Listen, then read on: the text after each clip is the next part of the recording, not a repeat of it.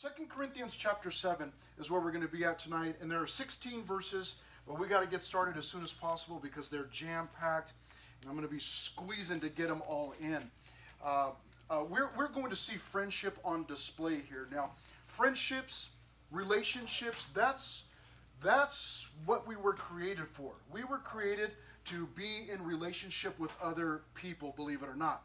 Some of us, we don't care for that so much. We don't like being around people so much. Maybe because we've been hurt in the past. Maybe it's just part of our, part of kind of like the way that we are, our personality. Maybe we don't like to be around people so much. But that really is what we were created for. And that's what we saw when Jesus, God in the flesh, was here on earth. He was all about relationships. There were times when he would get away from everybody, but really that was to pray and spend time with God the Father one-on-one. But other than that, he was always with people. And, relationships are a sweet thing. All of us have BFFs.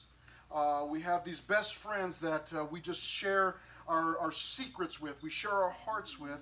And that is a good thing. That's a sweet thing. That's a valuable thing.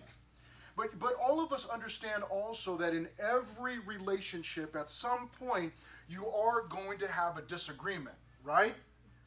But if you and your friend, or you and your family member, maybe it's you and your parents, or a sibling, whoever it might be, a cousin maybe, if you can get through those difficulties, that bond actually becomes stronger. It's like the same thing that happens with a broken bone. Once that broken bone heals, it's actually stronger than it was before. And in your relationship, if that relationship has trouble and maybe it's a broken relationship for a time, it can be absolutely agonizing. But the restoration of that relationship is so very sweet, and maybe even sweeter than the initial beginning of that relationship. Because maybe that kind of happens slowly over time, but now you're best of friends, you're best of partners, and then there's a break in that, and it hurts dearly. But once it's healed, oh, what a sweet thing that is. Well, Paul, as you know, is writing these letters. 1 Corinthians, he wrote to correct the Corinthians. 2 Corinthians, much of it is him pouring out his heart to the Corinthians, and it's no clearer. Their relationship and the fact that it had been broken is no clearer than in this chapter here, chapter 7. And we will see the restoration of that relationship, and Paul will use some language in here that many of us are very familiar with, or maybe you're not so familiar with it, but maybe in your mind tonight you'll think, yeah, that's exactly how I felt, the way that Paul was describing his relationship with the Corinthians. So there are two main divisions, trying to keep it as simple as possible all of the time here. Chapter 7 is broken up into two main divisions: concern and comfort. We will see that Paul was concerned for them, and then we will see that he actually received comfort from them and by them and from Titus, and we'll talk all about that. And so it's just jam-packed. I'm hoping I can get through all of it tonight. Concern really is from verses 2 to 7. Now, verse 1, we talked about that a few weeks back. Verse 1 actually goes with chapter 6. Now, we'll read it tonight, but really our study will pick up in verse 2. But let's look at verse 1 real briefly. Therefore, see what he's talking about? Therefore, so whatever's gone before, having these promises, beloved, let us cleanse ourselves from all filthiness of the flesh and spirit, perfecting holiness in the fear of God. So he was explaining at the end of chapter 6 and again into verse 1 of chapter 7 that we needed to be striving for holiness, cleansing ourselves, the filthiness of the flesh, that those are the things that we have to work on getting out of our lives, surrendering those areas of our lives to the Lord. But we need to be striving for holiness toward God. Now, we pick up our study tonight in this section on concern, where we pick it up in verse 2 here, where he says, open your hearts to us. You see it from the beginning here, as Paul is kind of, he's on the same topic, but you see him kind of switching gears to end this conversation here, at least this portion of the conversation. And he's appealing to the Corinthians. And he's saying, open your hearts to us. Open to us, the phrase says. open up your hearts to us. And then he'll go on to explain that his heart is open for them as we read on. He says, we have wronged no one. We have corrupted no one. We have cheated no one. When Paul says we, he means him and his traveling companions, the people that were ministering along with him, serving with him. He says, we haven't done anything wrong.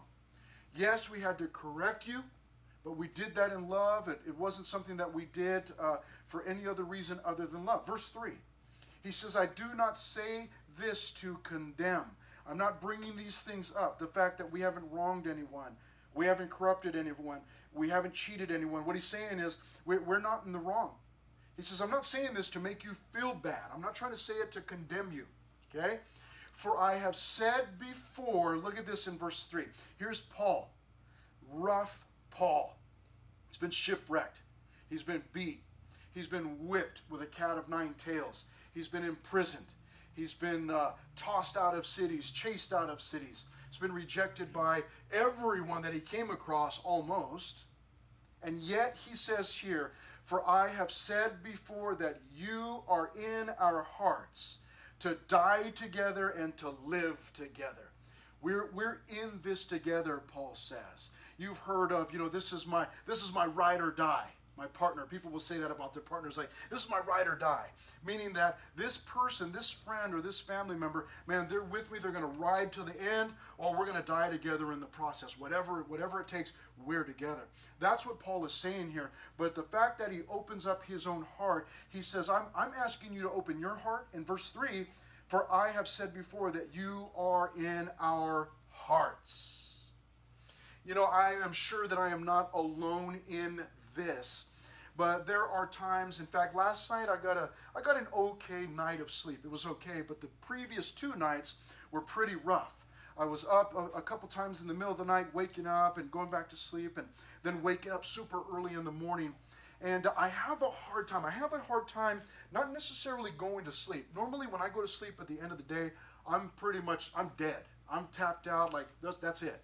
I hit the pillow and that's pretty much my life ends at that point. But when I wake up in the middle of the night, I have such a hard time, or real early in the morning, I have such a hard time going back to sleep. Because as I'm laying there in my bed, it's like I'm trying to force myself back to sleep. Okay, here we go. Okay, just stop thinking. Well, that's my problem. Is as soon as I open my eyes, as soon as I wake up, my mind just starts cranking. I've got gears in there and I can hear them just chug, chug, chug, chug, chug, chug, chug. They're just cranking, grinding. And I think about all sorts of things, all sorts of different people, but I make no exaggeration that part of that thinking is always Fusion High School and Fusion Ministry. And I'm not going to lie and say I think of every single one of your faces, but as I'm laying there, I start to think about people, and it's often very sweet times of prayer because I'm praying for different people. I've got a friend that's still in the hospital, and I've got another one that's, 2 of them that are battling cancer. One's actually in the hospital, and thinking about my own family. But Fusion High School always, passes through my mind. And I'm praying that, Lord, that you would bless Fusion High School and be with them. And I think about maybe some of you specifically, if you've shared concerns or worries or troubles that you've been through, I'm thinking about you and praying for you at whatever time it is in the middle of the night. Whatever it is, it's an ungodly hour. Anybody godly should be asleep. And I'm begging the Lord, like, put me back to sleep, But spending that time, a portion of that time praying for you guys. You guys are in my heart. Now, I know the leaders that are in here, and I can tell you that you are in our hearts. So we understand what Paul is experiencing here.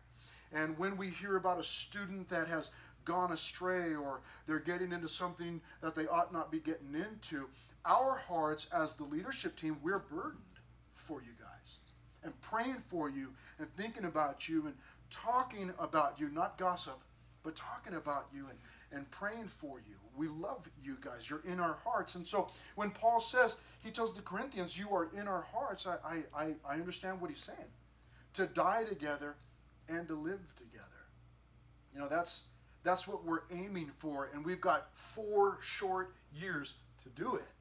because you guys will come in as freshmen and 4 short years later, man, it's gone tonight.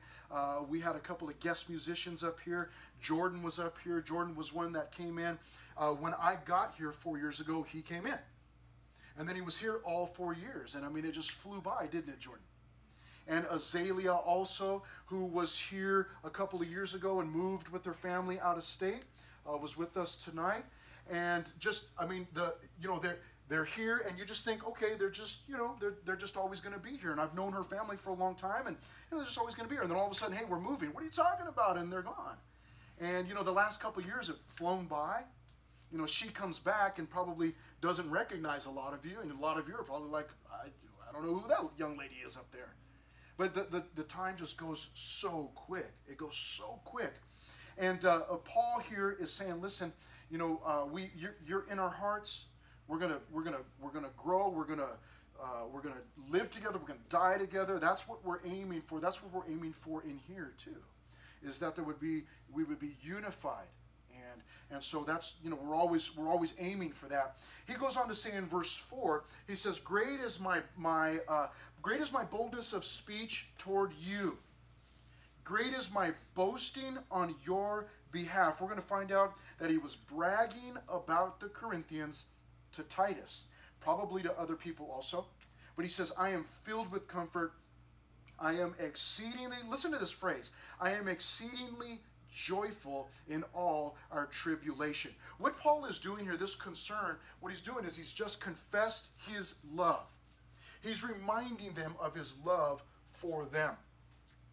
When there's been a break in the relationship, you and I, our part is to confess our love for the other individual.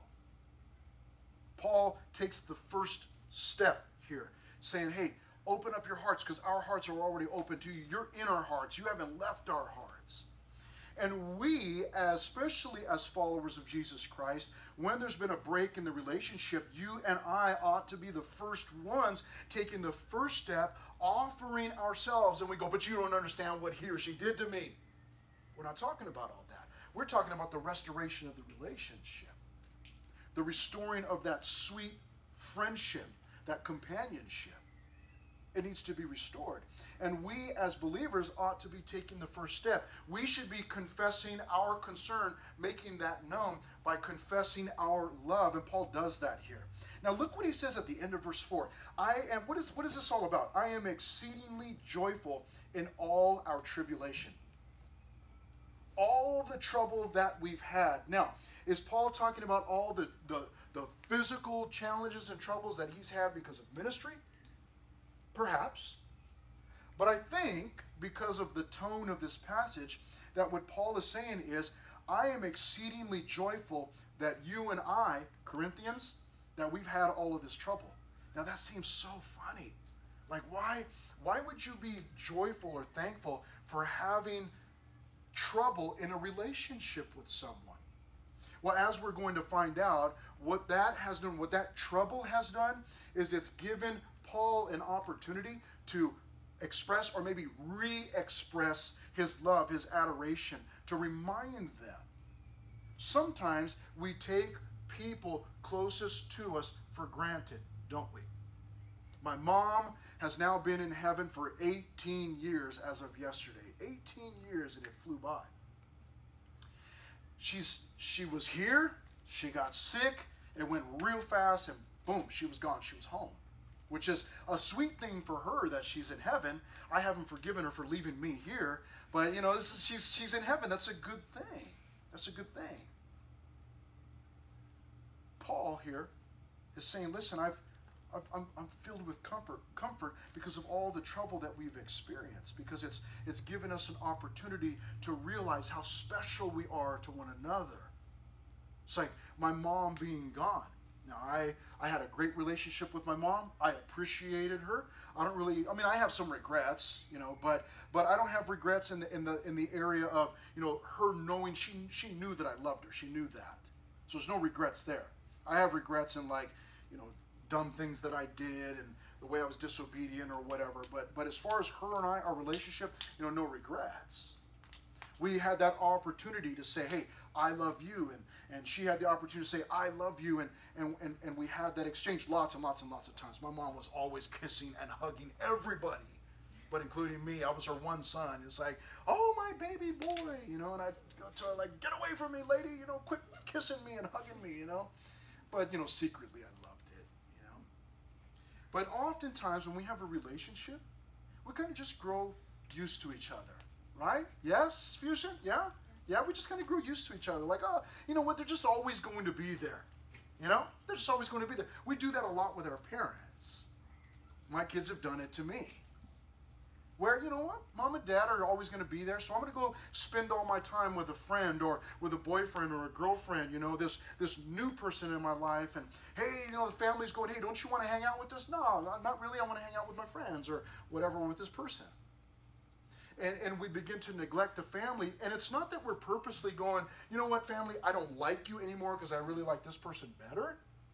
But it's just that we in our minds we think, well, a family, they're just always going to be there. They're always going to love me. They're always going to support me. But the truth is, the fact is that everyone does die. And one of these days, that family won't be there. And so making that effort to let them know, I love you. Love you. And Paul is saying, listen, I'm exceedingly joyful in all our tribulation. What a strange thing to say. He goes on to explain some conflicts here. Some conflicts. He was concerned, and so he had some conflicts. Verse 5, he says, for indeed, when we came to Macedonia, our bodies had no rest. He had no peace, no rest. Why? But we were troubled on every side. Outside were conflicts. I called that fights, conflicts, fights, okay? Outside were fights. Inside were fears. Where's it at? Fears. Outside were fights or conflicts. Because Paul, as he's ministering in all these different cities, he's got people, and he says when we came to Macedonia, they had problems there. They had issues there. There was this outside fighting and conflict. But also he says on the inside, that's the part that had to do with the Corinthians. Inside, he says inside there were fears. Inside his stomach is turning. You know how your stomach gets in knots, when you're not right with your best friend or with a family member, that special person in your life, things aren't right and you can't think of anything else. Your stomach is in knots, your chest starts to get pains in it, and your mind just won't settle, right? You know what I'm talking about? Paul says, yeah, that's what we were experiencing. We were experiencing that. It's funny. Let me share something with you. If you go, turn with me, please, back to chapter 2 of 2 Corinthians, and then we'll come back to chapter 7 in just a minute. Chapter 2 of 2 Corinthians. And in verses 12 and 13, Paul, this is going to blow your mind here. This is a trip. In verses 12 and 13, Paul had said this way back in chapter 2. Furthermore, when I came to Troas to preach Christ's gospel, and a door was opened to me by the Lord, I had no rest, there he is, in my spirit, because I did not find Titus, my brother. Now, we're going to hear about Titus in just a minute. But taking my leave of them, I departed for what? Macedonia. Wait a minute. He's talking about Macedonia way over in chapter 7. From 2 Corinthians chapter 2, verse 14, all the way over to chapter 7, verse 4. Verse 4 is actually, it's actually like one big like a parenthesis. It's like a pause where Paul starts. He kind of starts talking about all these other things, but all of a sudden, this verse here in verse 5, where you go, wait a minute, why is he all of a sudden talking about Macedonia? Well, because as Paul's writing this letter, he's not going, okay, chapter 2, all right, I'm done for the day. I'll just get back to that, several weeks from now. No, he's just writing a letter. And so in his mind, there's no chapter 2, verses 12 and 13, let me talk about Macedonia. He's just writing a letter. And he talked about Macedonia, and then he went on to talk about a bunch of other things, chapters worth. And now back in chapter 7, he comes back to that thought. Oh yeah, Macedonia. And we were waiting for Titus here. He says we were waiting for Titus. We were struggling. And in verse 6, we see this. We see comfort. Now, why was he comforted? I mean, he's in turmoil, and now he's experiencing peace. What's going on? Nevertheless, God. You see?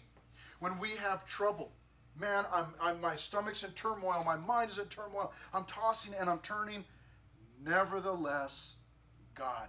Whenever you got God in the mix, you experience peace. It doesn't necessarily mean that the waves stop, but it means that you have peace in the midst of that storm, in the midst of those waves.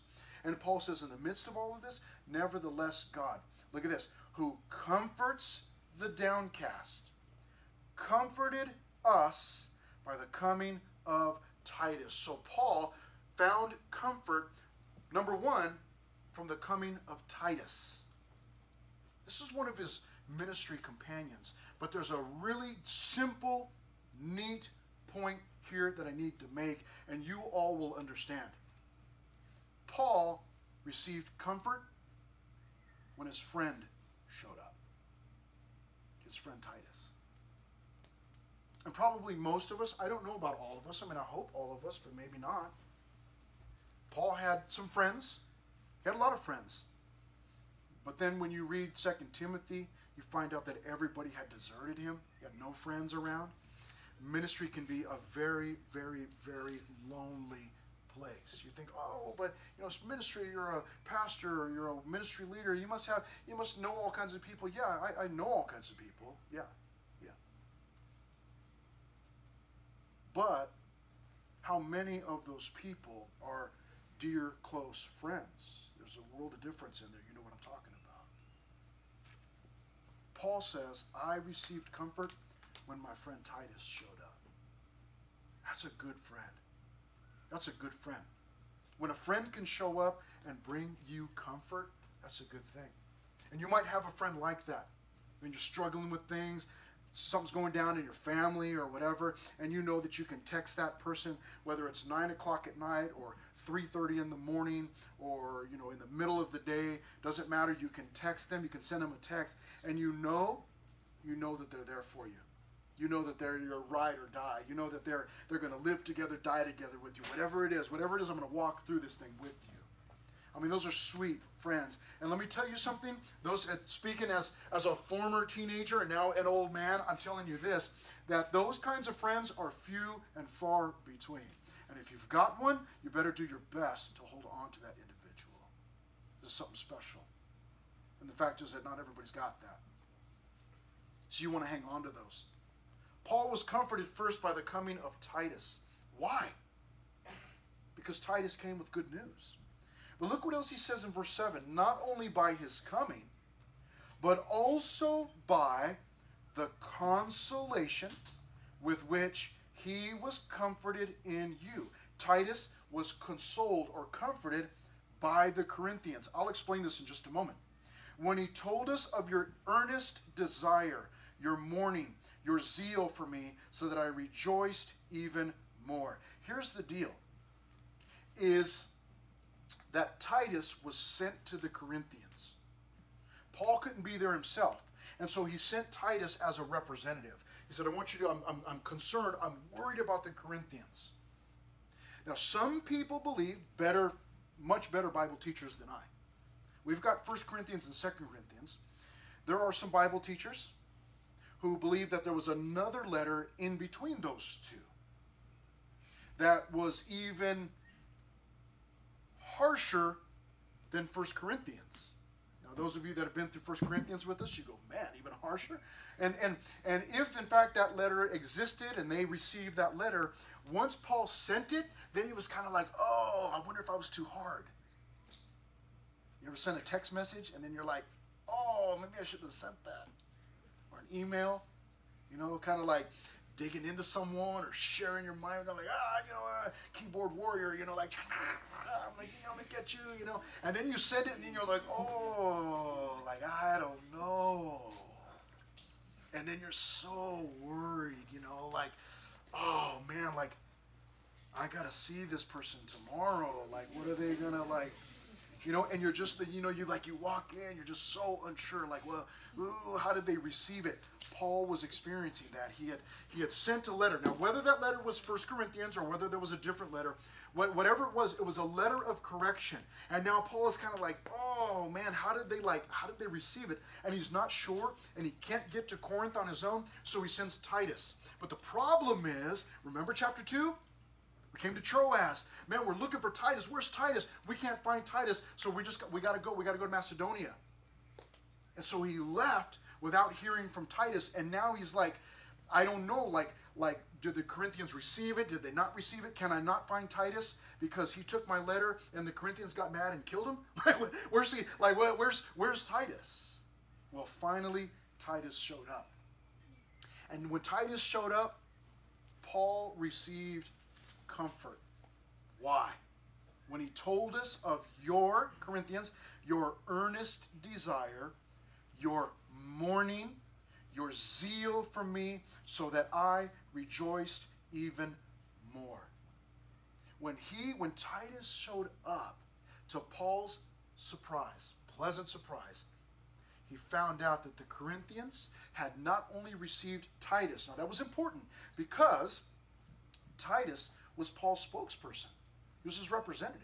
And if they received Titus, it was just like they were receiving Paul. Not only that, but whatever correction or letter, whatever Paul had sent, the Corinthians received that correction. And so to Paul's surprise, his pleasant surprise, they expressed in verse 7, an earnest desire. Your mourning, they mourned over the wrong that they had done. And look at this, your zeal for me, they had an excitement for and about Paul, so that I rejoiced even more. More than it was a double blessing, seeing Titus finally show up, and then seeing a smile on Titus's face, and he's saying, hey, the Corinthians love you.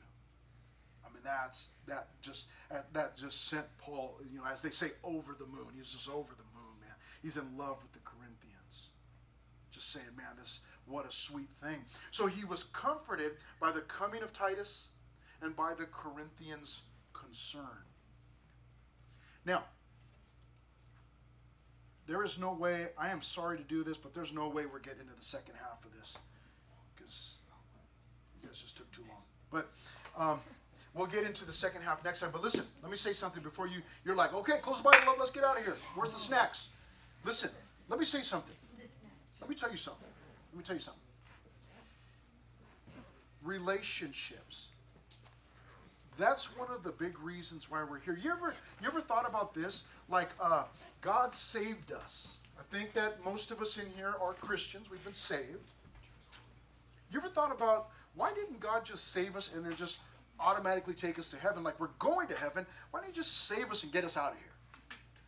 Well, there are, a couple of different things that are going on. One of them is this sanctification process, and that means that God is working in you and changing you and working the old nature out of you and working the new nature into you, and he's preparing us for heaven, right? You remember what Bible stands for? Bible, basic instructions before leaving earth, God's changing us and preparing us for heaven. But one of the other reasons why God has left us here is so that you and I can have relationships in order to further the gospel. In order to, you see, there's a lie that you and I have been told, and the lie is this, that the lie is that when you go to heaven, you can't take anything with you. That is a lie. You can take other people with you. And the goal, because we're going home, we're going to heaven, the goal is to take as many people as we can on the way. Like, I'm going, come with me. And that's going to happen through relationships. Yes, your friend can get saved at Harvest, Anaheim, or the whatever it's called, a SoCal Harvest. Yes, they can get saved by you sending them a video on YouTube or whatever. Sure, they can get saved by lots of different ways. But most often, and the biggest impact has always been through relationships, through you sharing your life with that individual, having a relationship with them, and you leading them to Christ. Not just going, oh yeah, Jesus is over there. Go find him. No, come on. I'm following Jesus. I'm following Jesus. Come with me. Let's go. And taking your friend with you. It's the relationships. Relationships are one of the most important reasons why you and I are here. Maybe you still have a problem waking up in the morning and going, you know what? What's my purpose? What am I even here for? Maybe you don't have a fantastic voice and it's like, well, I can't be on the worship team. And maybe you're scared to death to stand up in front of people, so I can't teach the Bible, up in a class. And maybe you can't get here early or stay late, and so I can't really help out with the cleaning. Maybe you have limits. But you know what? One thing that you can do is to have good relationships with the people around you. And through those relationships, share the gospel. Share the love of Christ with people. So I don't know what your specific calling is. A lot of us, we worry about that. Like, what's my calling? Like, what's God calling me to do? Well, you know what? I don't know yet, and God will reveal that to you in time. But I'll tell you what you can do in the meantime. What you can do in the meantime is have some strong, genuine, loving relationships with people. And through that, share the love of Christ. And when, not if, when there are problems in the relationship, because there will be, because we're people, right? If you never have problems with anybody, you probably don't have a brain. Because anybody that's got a brain that's thinking is at some point we're going to have problems. Whether it's at home or a friendship, or if you're in a dating relationship, there's going to be, that dream is going to turn into a nightmare at some point.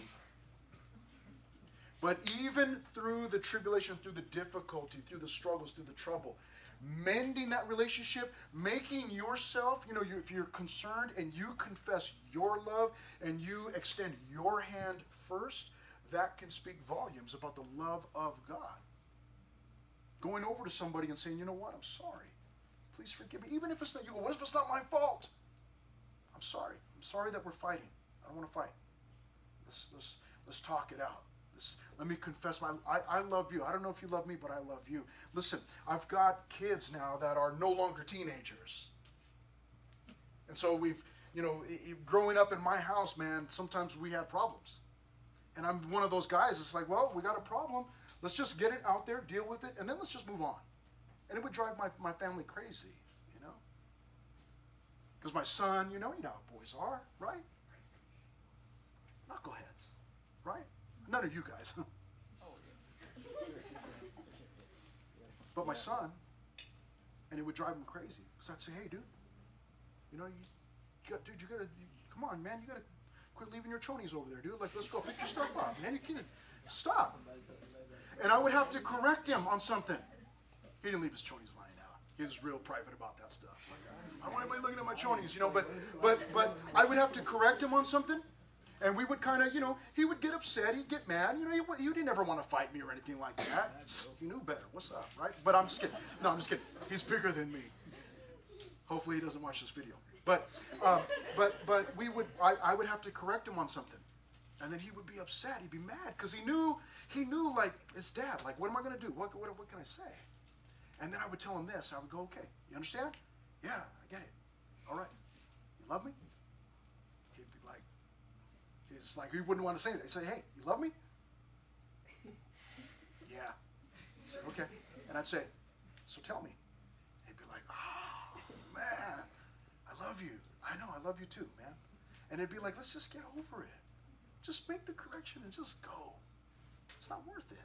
It's not worth it to drag it out in bitterness and anger. Listen, tonight, you may have somebody that maybe you've got a relationship that's broken. And maybe tonight, maybe the Holy Spirit is convicting your heart right now and saying, yeah, listen, you got to make that thing right. Maybe tonight as we're breaking up for small groups, Maybe you need to pull your phone out. I know this is like blast, don't, this is against the Bible. Don't pull your phone out in youth group. But maybe right now, maybe you just need to send one text. Maybe you just need to grab your phone and text that person and say, I'm sorry. Can we talk later after small groups? Can we talk? Maybe you just need to say, I'm sorry. I still love you. Can we talk? And you extend yourself